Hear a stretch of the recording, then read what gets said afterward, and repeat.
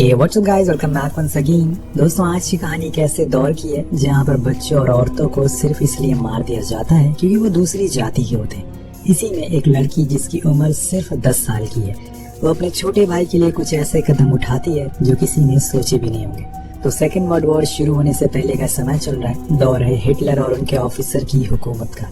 शुरुआत होती है और हम एक ओल्ड लेडी को देखते हैं जिसको ट्रेन में भरकर जर्मनी के कैंप में लाया जा रहा है। लेकिन उससे पहले उसकी तलाशी ली जाती है। वो उन लोगों से झूठ बोलती है कि उसके पास कुछ नहीं है, लेकिन जब जर्मन उसकी तलाशी लेते हैं तो उसे उसके स्कार्फ में एक गोल्डन कॉइन मिलता है जो कि उसकी माँ की आखिरी निशानी थी, इसीलिए वो उसे छुपा रही थी। वो उनसे माफी मांगती है इसी गलती के लिए, लेकिन वहाँ बैठा एक क्रूर जर्मन ऑफिसर बिना कुछ सोचे समझे उसे गोली मार देता है और फिर उसकी लाश को गाड़ने का ऑर्डर देता है। फिर बचे हुए लोगों को उसी जर्मन ट्रेन में भरकर दूसरे कैंप में भेज दिया जाता है। और आज भी उसी दौर की ट्रेन की वो पटरियां जर्मनी में मौजूद है, लेकिन वो लोग अब नहीं रहे, ना ही वो लोग जिन्हें सताया गया, जिन्हें जानवरों से भी बदतर मौत दी गई। कुछ इस तरह से इस कहानी का इंट्रो था, जिसके बाद हम पहले सीन को देख। आज एक गांव को खाली किया जा रहा है। सभी लोग अपने घरों को छोड़कर उस कैंप की ओर जा रहे हैं जहाँ पर उन्हें अब अपनी पूरी जिंदगी बितानी है। उसी में से हम 10 साल की लड़की डारा को देखते हैं। उसके साथ उसका भाई भी है, लेकिन उसे ये नहीं पता कि उसका परिवार कहाँ है, उसके माँ बाप कहाँ है। इसी बीच हम मलीवा नाम की औरत को भी देखते हैं जो अपने 2 महीने के बच्चे के साथ जा रही है, लेकिन उसे ये अच्छे से पता है कि ये बच्चा अगर वहाँ गया तो ज्यादा दिनों तक जिंदा नहीं रह पाएगा। इसीलिए वो वहाँ पास में काम कर रही एक औरत को अपने बच्चे को दे देती है ताकि वो जिंदा रह सके। उसके लिए ये समय बहुत ही दर्दनाक है, लेकिन अगर अपने बच्चे की जान बचानी है तो ये करना ही पड़ेगा। जिसके बाद उन सभी लोगों को यातना शिविर नाम के कैंप में ले जाया जाता है। हम आपको बता दें कि उस समय पर हिटलर जर्मनी के कई हिस्सों में ऐसे कैंप बना रखे थे ताकि वो लोगों को कैद करके रख सके। अब उन सभी के सामने कैंप का हेड आता और कहता है कि जो लोग थोड़े बीमार हैं या फिर उन्हें किसी भी तरह की तकलीफ है वो अलग हो जाए। अब थोड़े थोड़े करके वो लोग अलग होने लगते हैं और फिर जो बच जाते हैं उन्हें दोबारा से ट्रेन में बैठाया जाता है और मेन कैंप में ले जाया जाता है, जहाँ पर उनकी तरह लाखों लोग एक साथ कैदी बनकर रहते हैं बिना किसी कसूर के। दारा बाहर देखती है तो हैरान रह जाती है क्योंकि जैसे ही ट्रेन चलती है उन सभी बीमार लोगों को मार दिया जाता है। जिस ट्रेन में ये लोग जा रहे थे उसमें दारा का बड़ा और छोटा भाई भी था और ये लोग पूरे सफर भर बस प्रार्थना करते रहते हैं कि अपने और अपने साथियों की जिंदगी की अच्छी कामना के लिए। तभी एक पुल से ट्रेन गुजर रही होती है जिसके नीचे हम 2 लोगों को काम करते हुए देखते हैं, जिसमें दारा के डैड माइल भी मौजूद थे और उन्हें भी ऐसे एक छोटे कैंप में बंद किया गया है। उनका काम है मरे हुए लोगों की लाशों को यहाँ तक दफनाना, फिर उन्हें नदी में फेंक देना। और आज वो नदी में सभी लोगों को फेंक रहे हैं और ये मंजर देखने लायक बिल्कुल भी नहीं है। माइल को नहीं पता कि उसका परिवार जिंदा है या मर गया। वो बस एक उम्मीद के सहारे जी रहा है कि आगे जाकर कहीं न कहीं वो अपने परिवार से मिल सकेगा। अब घंटों के सफर के बाद उन्हें एक बड़े से कैंप में लाया जाता है जहाँ पर ट्रेन रुकती है और इसी के साथ कई लोगों की धड़कन तेज हो जाती है। उन्हें अंदाजा नहीं था कि यहाँ पर क्या होने वाला है। वो बस भगवान के भरोसे जिंदा है। एक एक करके सभी को नीचे उतारा जाता है। इसी बीच वहाँ पर कुछ ऑफिसर आते हैं। तभी डारा की माँ को माइल का एक दोस्त मिलता है। वो उसे माइल के बारे में पूछती है तो वो बताता है कि वो जिंदा है। वो कहता है कि शायद वो ग्रेडिना कैंप में होगा और वहाँ पर उसे कुछ काम करने को दिया गया। तभी वहाँ पर एक गार्ड आ जाता है और उसे धक्का मारकर लाइन में चलने के लिए कहता है, जिसके बाद सभी की तलाशी ली जाती है। यहाँ पर वही सीन आता है जो हमने कहानी की शुरुआत में देखा था। उस लेडी से कहा जाता है कि तुम्हारे पास अगर कुछ है तो हमें दे दो। वो झूठ बोलती है और फिर उसे बेरहमी से मार दिया जाता है। सभी बहुत डर जाते हैं और खासकर वो 10 साल की बच्ची जिसे कुछ पता नहीं है कि ये सब क्या हो रहा है। उसके लिए ये सब तो अभी एकदम नया है। इसके बाद हम सभी को एक बेकार सी केव में जाते हुए देखते हैं और यही आज से उनका घर है। चाहे गर्मी हो या ठंडी, उन्हें यही रहना है। कुछ ही पल के बाद हम रीदा नाम की औरत को देखते हैं जिसको लेबर पेन हो रहा था। वो चीखती है, चिल्लाती है, लेकिन कोई भी उसकी बात सुनने को राजी नहीं है।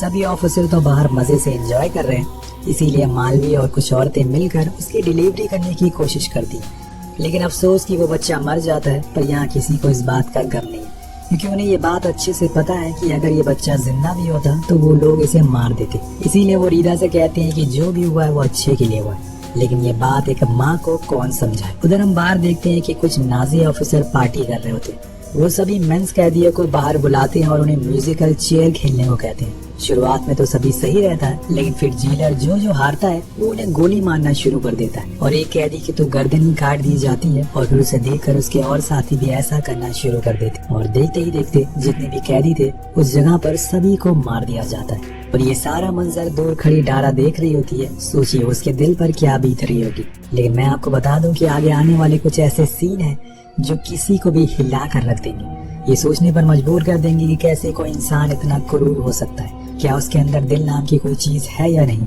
दूसरे सीन में हम माइल को देखते हैं जो दूसरे कैंप में था। वो खुदाई करते टाइम अपने एक साथी से कहता है कि मैंने सुना है कि इस कैंप से कुछ दूरी पर एक नदी है जहाँ से भागा जा सकता है। उसका साथी कहता है कि भाग कर तुम जाओगे कहाँ, नदी के दूसरी तरफ भी जर्मनी है और अगर तुम्हें उन्होंने पकड़ लिया तो वो तुम्हें ऐसी मौत देंगे जिसे देखकर तुम डर जाओगे, इसलिए बेहतर है कि यहीं पर रहो। उधर हम डारा को देखते हैं जो चुपचाप उदास होकर बैठी रहती है। उसने जो कल रात देखा वो किसी को भी नहीं बताती। वहीं उसकी माँ अपने बड़े बेटे को कपड़े की बॉल बना कर देती है और कहती है कि जाकर तुम लोग बाहर खेलो। वो सभी अपने एज के बच्चों के साथ खेलना शुरू कर देते हैं। धीरे धीरे करके वहाँ का माहौल थोड़ा बहुत ठीक होने लगता है, इसीलिए दारा भी बाहर आ जाती है। कई दिनों के बाद वो मुस्कुराती है। उसका भाई गोल मारता है जिससे वो बहुत खुश होती है। लेकिन तभी वहाँ पर जर्मन ऑफिसर आते हैं और अंदर जाने का ऑर्डर देते हैं। उन्हें ये कतई मंजूर नहीं था कि इन लोगों को किसी भी तरह की कोई भी खुशी हासिल हो। तो हर समय यही सोचते रहते हैं कि कब इनकी मौत हो जाए। कहानी आगे बढ़ती है और कुछ दिन बाद एक ऑर्डर पास होता है कि जो भी 15 साल के ऊपर लड़के हैं उन्हें अलग करके एक दूसरे कैंप में ट्रेनिंग के लिए भेजा जाएगा जो कि आर्मी में ज्वाइन होंगे। इसीलिए सभी एक एक करके आगे आने लगते हैं। लेकिन डारा की माँ अपने बड़े बेटे को छुपा लेती है, पर एक नाजी ऑफिसर की नजर उस पर पड़ जाती है और वो उसे बाहर निकालने को कहता है, पर माँ नहीं मानती और उसके आगे अपने बेटे के लिए भीख मांगती है। वो सब कुछ करने को तैयार थी जो उसे हो सकता है, लेकिन जेलर को ये मंजूर नहीं होता। दारा और उसके छोटे भाई के सामने उसके भाई और उसकी माँ को मार कर गिरा दिया जाता है और वो लोग कुछ नहीं कर पाते। यहाँ तक कि अपनी मरी हुई माँ की आंखें तक वो बंद नहीं कर पाती। और ये सीन कहानी के सबसे दर्दनाक सीनों में से एक है।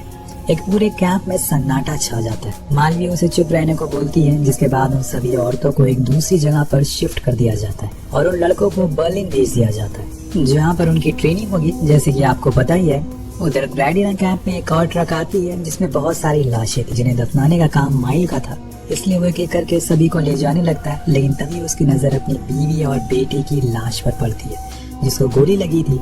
ये देखकर वो टूट जाता है और वहीं बैठकर तेज तेज रोने लगता है। माइल पूरी तरह से टूट चुका था, लेकिन उसे फिर भी ये काम करना है वरना औरों की तरह वो भी मारा जाएगा। वो उन्हें वहीं दफन कर देता है और जहाँ पर हजारों लोगों की लाशों को दफनाया जा रहा था वो अपने लोगों को अलविदा कह देता है। तो दोस्तों, दुनिया में सबसे बड़ा बोझ होता है अपने बेटे की लाश को उठाना, और वहीं माइल को करना पड़ रहा था। वहीं दूसरी ओर 3 ट्रक एक कैंप में पहुंचती है जहाँ पर हॉस्पिटल भी होता है।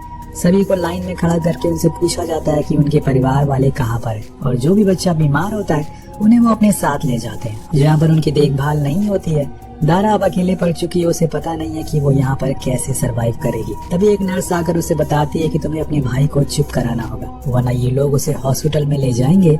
अब वो छोटी सी बच्ची कैसे भी अपने भाई को इन हालातों के बारे में बताए। वो अपनी हर वो कोशिश करती है जो वो कर सकती है, लेकिन तब तक उसका नंबर आ जाता है। वहाँ की नर्स उसे पूछती है कि क्या ये बीमार है, तो वो मना कर देती है। वो पूछती है कि फिर ये क्यों रो रही है, तो डारा कहती है कि इसने आज सुबह से कुछ नहीं खाया और इसके सामने ही इसके बड़े भाई और माँ को मार दिया गया है, जिस वजह से ये बहुत ज्यादा डर गया है। उन्हें उसकी बातों पर यकीन होता है। तभी पीछे एक विया नाम की लेडी आती है और कहती है कि वो दारा की चाची है और उसका ख्याल रखने आई है और इसीलिए उसे जाने दिया जाता है। लेकिन असल में वो एक दूसरे को नहीं जानते थे। लेकिन वो अंदर जाने के बाद दारा से कहती है कि अगर मुझे कुछ हो गया तो तुम्हें कैसे भी करके बच्चों का ख्याल रखना होगा, ये तुम्हारी जिम्मेदारी है। अब उन्हें घोड़ों के अस्तबल में रखा जाता है जहाँ पर दारा से मिलने के लिए वो नर्स वापस आती है और उसके भाई के बारे में पूछती है। वो उसका नाम बूदो बताता है। अब जाते हुए वो नर्स उसके भाई को कुछ खाने के लिए देती है और खुद का ख्याल रखने को भी कहती है।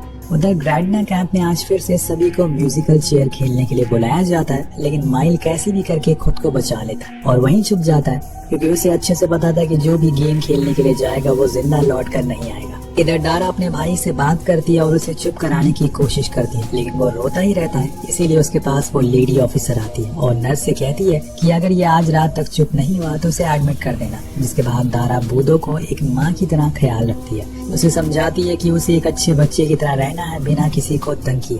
अगले दिन सभी औरतों को काम करने के लिए भेज दिया जाता है, जहाँ पर मालवी देखती है कि वीरा एक कॉर्न चुरा रही है। उसे ऐसा करने से मना करती है, क्योंकि अगर उन्हें पता चला तो वो उसे मार देंगे। लेकिन वो कहती है कि उसने ये बच्चों के लिए किया। अब कुछ दिन के गैप के बाद यहाँ पर एक लेडी आती है जो बच्चों को अडॉप्ट करती है। वो वर्ल्ड ऑर्गेनाइजेशन की तरफ से आती है और अपने बच्चों को बचाने का यही सबसे सही तरीका है, उन्हें उस लेडी को दे दिया जाए। इसके बाद सभी को खाना परोसा जाता है। सभी को जल्दी होती है खाने के लिए, लेकिन खाना बहुत ही कम था। एक औरत ऑफिसर से थोड़ा और खाना मांगती है और ये सुनकर वो गुस्से में आ जाता है और खुलेआम गोली चलाना शुरू कर देता है, जिसमें बहुत सारे औरतें और बच्चे मारे जाते हैं। जो बच गए थे वो डर कर जो बचा हुआ खाना था उसे ही खाने लगते हैं। अब सब कुछ शांत होने के बाद दारा बाहर आती है और खाना लेकर आती है और खाना खाती है और बचे हुए बच्चों को भी खिलाती है। वहाँ काम खत्म होने के बाद औरतों को चेक किया जाता है कि कहीं उन्होंने कुछ चुराया तो नहीं है। अब यहाँ वीरा पकड़ी जाती है और वो उन्हें समझाने की कोशिश करती है कि उसने ये बच्चों के लिए किया, पर किसी को कहाँ उस पर रहम आने वाला था। उसे तो ऊपर वाले का शुक्रिया करना चाहिए था कि वो कम से कम जिंदा बच गए, लेकिन उसे बहुत बुरी तरह से पीटा जाता है। दूसरी तरफ माइल एक सुपरवाइजर से कहता है कि क्या तुम मेरे लिए मेरे बच्चों के बारे में पता लगा सकते हो, कम से कम मुझे इतना तो पता चल जाए कि कोई जिंदा है या फिर मर गया। उधर एक रात सभी को बताया जाता है कि उनमें से कुछ औरतें कल जर्मनी भेज दी जाएंगी। इसीलिए वीरा डारा के पास जाती है और उसे समझाती है कि अगर वो कल चली गई तो बच्चों की जिम्मेदारी उस पर चली जाएगी। उन्हें कैसे भी करके उन्हें सेफ रखना होगा और खुद भी सेफ रहना होगा। ये बोलकर वो रोने लगती है क्योंकि कोई माँ नहीं चाहती कि वो अपने बच्चों से दूर हो जाए। सुबह होती है और लेडी ऑफिसर सभी को लिस्ट में लिखे हुए नाम बताती है और उन्हें आगे आने को कहा जाता है, जिसमें से वीरा भी होती है। एक लेडी जाना नहीं चाहती थी, इसीलिए वो आगे नहीं आती, पर दूसरी लेडी ऑफिसर को बता देती है कि इसका भी नाम लिस्ट में शामिल है और सब जानकर उसे वही फौरन शूट कर दिया जाता है। दारा के उन नाजुक कंधों पर अब बहुत बड़ी जिम्मेदारी आ चुकी थी। जहाँ पर वो उस हॉस्पिटल को देखती है तो समझ जाती है कि यहाँ पर कोई ज्यादा दिन तक जिंदा नहीं रह पाएगा, क्योंकि वहाँ की हालत बहुत ही खस्ता थी और बहुत सारे बच्चे वहाँ पर मर रहे थे जिन्हें दफनाने के लिए ले जाया जा रहा होता है। नन वहाँ पर सभी को रूल समझाती है और जो बच्चे बीमार होते हैं उन्हें कहीं और भेज दिया जाता है। तो आप समझ गए होंगे कि उन्हें कहाँ भेजा जाता है। उधर माइल के पास सुपरवाइजर आकर बताता है कि उसकी बेटी और छोटा बेटा अभी भी जिंदा है। ये जानकर उसके जान में जान आती है, क्योंकि अब उसे जीने की वजह मिल गई थी। अब एक दिन कैंप में वही अडॉप्शन वाली लेडी दोबारा आती है। वो एक लिस्ट लेकर आई थी जिस पर बच्चों के नाम लिखे थे, जिन्हें वो अपने साथ ले जाएगी, और उसी लिस्ट में मालवी के बच्चे का भी नाम था। लेकिन ये बात नाजी ऑफिसर को पसंद नहीं आती कि कोई भी बच्चा यहाँ से जिंदा जाए। लेकिन उस लेडी के पास पेपर्स होते हैं जिसकी वजह से वो कुछ कर नहीं पाती। अब सभी माँ बस के बाहर खड़ी होकर अपने बच्चों को देखती रहती हैं। उन्हें अच्छे से पता था कि आखिरी बार वो अपने बच्चों को देख रही है, लेकिन उन्हें बचाने के लिए ये करना ही पड़ेगा, वरना वो भी उनके साथ मारे जाएंगे। कहानी और आगे बढ़ती है। अंदर आने पर मालवी देखती है कि दारा ने बूदो को बाहर नहीं भेजा था। ये जानकर वो बहुत गुस्सा होती है, लेकिन दारा बताती है कि उसने अपनी माँ से वादा किया था कि वो कभी भी अपने भाई को अकेला नहीं छोड़ेगी। अब उसी रात उसके पास वही लेडी ऑफिसर आती है चेक करने के लिए कि कोई बीमार है या फिर नहीं। उनमें से एक बच्चा बीमार मिलता है जिसे वो अपने साथ ले जाते हैं। अब यहाँ बूदो की किस्मत अच्छी होती है कि वो उसे चेक नहीं करते, क्योंकि वो भी बीमार था। लेकिन एक दिन ये बात वहाँ रह रही एक औरत को पता चल जाती है और वो जाकर गार्ड को बता देती है। जिसके बाद क्या था, वो बूदो को जबरदस्ती लेकर चले जाते हैं और जिसके बाद गार्ड उस नर्स को भी बहुत सुनाते हैं जो दारा की मदद कर रही थी। इधर दूसरी तरफ वहाँ माइल के पास कुछ ट्रक आते हैं। उसे पता चलता है कि इसमें बच्चे भी हैं। ये जानकर वो प्रे करना शुरू कर देता है, क्योंकि दोबारा से वो अपने हाथों से अपने परिवार को दफन नहीं कर सकता। लेकिन वहाँ उन लाशों में उसे कोई अपना नहीं मिलता। अब इसी तरह से कुछ महीने बीत जाते हैं। बूदो हॉस्पिटल में और बच्चों के साथ एडमिट था और दारा साफ सफाई का काम कर रही थी। इसी बीच वो एक दिन कॉइन चुराने की कोशिश करती है, लेकिन मालवी उसे देख लेती है और समझाती है कि अब ऐसा दोबारा मत करना, वरना वो लोग तुम्हें मार देंगे। अब इसके बाद वो उसे ये भी बताती है कि कल वो जर्मनी जा रही है, इसीलिए उसे खुद का ख्याल रखना होगा। अगले सीन में हम देखते हैं कि असल में ये झूठ था। जितने भी औरतों को ये बोला गया था कि उन्हें जर्मनी ले जाया जा रहा है, उन सभी को गैस चेम्बर में डालकर मार दिया जाता है, जिसमें वीरा भी होती है और मालवी भी, और न जाने कितनी औरतें भी जिनके बच्चे यहाँ मौजूद थे। एक रात दारा बूदो को बहुत मिस करती है, इसीलिए वो चोरी छुपे हॉस्पिटल में उसे मिलने के लिए जाती है। लेकिन वहाँ उसे गार्ड देख लेते हैं और वापस जाने को कहते हैं। जब इस बारे में नर्स को पता चलता है तो वो उसे मिलने के लिए जाती है और उसे बताती है कि तुम कल सुबह हॉस्पिटल आना। जब गार्ड की ड्यूटी चेंज होती है, वो सुबह ही हॉस्पिटल पहुँच जाती है और फाइनली अपने भाई से मिलती है। उसकी हालत बहुत ही खराब थी, लेकिन तभी वहाँ एक गार्ड आ जाता है और उसे देख लेता है। लेकिन नर्स ये कहकर उसे बचा लेती है कि ये नर्स के काम को सीख रही है, और ऐसे ही वो कुछ दिन में अपने भाई से मिलने के लिए आती रहती है। लेकिन एक दिन वहाँ पर अचानक से कुछ लोग आते हैं जो कि वर्ल्ड ऑर्गेनाइजेशन की तरफ से थे। इसलिए जेलर सभी को अच्छे कपड़े देता है और फिर उनके साथ अच्छी वीडियोस बनाता है। असल में वो दुनिया को दिखाना चाहता था कि वो लोग उन बच्चों के साथ कुछ बुरा नहीं कर रहे। लेकिन इसी में 2 बच्चों का बिहेवियर उन्हें अच्छा नहीं लगता, जिन्हें वो साइड में ले जाकर गोली मार देते। और ये वीरा के दोनों बच्चे थे जिसे गैस चेम्बर में मार दिया गया था। मतलब किसी इंसान की जान की कोई भी कीमत नहीं है यहाँ पर। अब रात में जब दारा बूदो से मिलने जाती है तो तभी वहाँ पर जेलर आता है। वो देखता है कि बहुत सारे बच्चे बीमार हैं, इसीलिए उन्हें बेसमेंट में ले जाने का ऑर्डर देता है। और जब इस बारे में नर्स को पता चलता है तो वो बूदो और दारा को वहाँ से भगा देती है। अब जो भी बच्चे थे उन्हें बेसमेंट में ले जाया जाता है और गैस छोड़कर गेट को बंद कर दिया जाता है, जिन्हें लिखते हुए हाथ कांपने लग जाए। अगर आप देख लेंगे तो सोचिए क्या होगा। वो बच्चे उस जेलर की आंखों को देखते हैं, अपनी जान की भीख मांगते हैं, लेकिन उसे जरा भी तरस नहीं आता। अगले दिन वहाँ पे अडॉप्शन बस आती है जिसमें बच्चों को बैठाया जाता है। इस बारे भी बूदो और दारा का नाम नहीं आता, लेकिन नर्स आकर उन्हें कहती है कि तुम्हें अपने भाई को जाने देना होगा वरना वो लोग उसे मार देंगे। दारा अपना वादा यहाँ तोड़ देती है और नर्स कल जिन बच्चों को मार दिया गया था उन्हीं में से एक बच्चे का नाम लिस में था और वो बच्चा लड़की थी। इसलिए वो बूदो को लड़कियों वाले कपड़े पहनकर बाहर लाती है और लेडी से कहती है कि इसका भी नाम लिस में है और इसीलिए बूदो को बस में बैठा लिया जाता है। लेकिन वो बच्चा अपनी बहन को देखकर रोना शुरू कर देता है और ये चीज दारा से देखी नहीं जाती। वो सारी बेड़ियों को तोड़कर भागना शुरू कर देती है। वो लेडी ऑफिसर उसे देख लेती है और शूट करने की कोशिश करती है, लेकिन तभी वो नर्स उसके हाथ को ऊपर कर देती है और गोली मिस हो जाती है। अब गुस्से में आकर वो ऑफिसर वो नर्स को ही गोली मार देती है। लेकिन तब तक दारा उस बस में चल गई थी और वो जाकर उस अडॉप्शन लेडी को सब सच बता देती है।